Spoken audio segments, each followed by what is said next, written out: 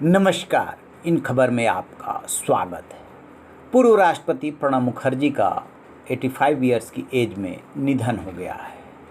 उनके ब्रेन की सर्जरी हुई थी और इसी दौरान उन्हें कोरोना भी हो गया था।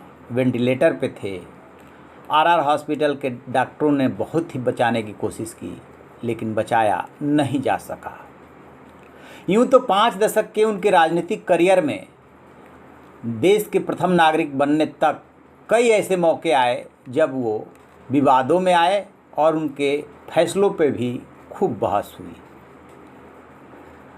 लगभग 2 साल पहले की बात है।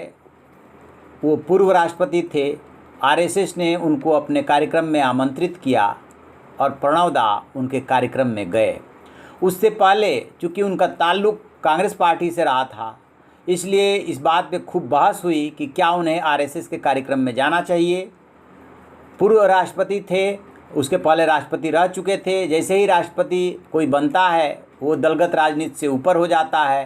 तो यदि वैसे देखेंगे तो पूर्व राष्ट्रपति होने के नाते वो किसी पार्टी में नहीं थे, लेकिन कांग्रेस से उनका जुड़ाव था। लिहाजा कांग्रेस के नेताओं ने उनकी लानत मलानत की। इसके बावजूद वो कार्यक्रम में गए और कहा कि यहाँ पे मैं देशभक्ति, देश देखने आया हूँ, सीखने आया हूँ, समझने आया हूँ।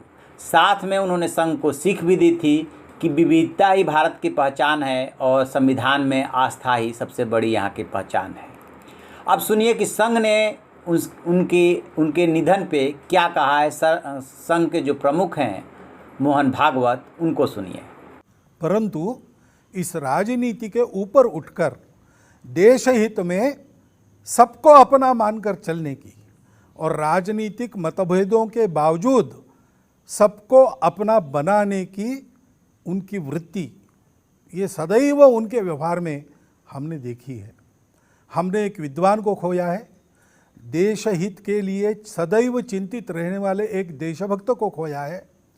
हमारे आपके सामाजिक और व्यक्तिगत व्यवहार में विवेक के मार्गदर्शन को देने वाले एक सुहृद को खोया है, बुजुर्ग को खोया है। ये जो हमारी क्षति हुई है वो कभी पूरी नहीं हो सकती।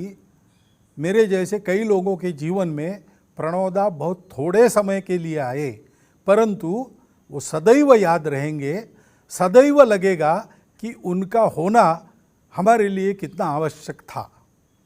नियति की इच्छा है, उसको हम कुछ कर नहीं सकते। उनके परिवारजनों के शोक में हम सब समान संवेदना रखते हुए सहभागी हो रहे हैं और उनके आत्मा की सद्गति के लिए ईश्वर चरण में प्रार्थना कर रहे हैं। जैसा कि आपने सुना कि किस तरीके से प्रणब मुखर्जी की तारीफ कर रहे हैं कि उनकी क्या शख्सियत थी, कितने सहज एवं सरल थे और कैसे सहजता से उन्होंने बात की, कार्यक्रम अटेंड किया। स्वाभाविक सी बात है कि यदि संघ ये बात बोल रहा है, प्रधानमंत्री नरेंद्र मोदी बोल रहे हैं उनके न रहने के बाद कि कैसे प्रणब दा ने उन्हें यहाँ की राजनीति के बारे में बताया, कैसे गाइडेंस दी, तो स्वाभाविक रूप से वो संघ के भी नज़दीक थे, सरकार के भी नज़दीक थे और इसी बीजेपी सरकार ने उनको भारत रत्न से नवाजा था। तो आप ऐसी खबरों के लिए देखते रहिए हमारा डिजिटल चैनल इन खबर। Thank you. इन खबर चैनल को सब्सक्राइब करें और बेल आइकन दबाना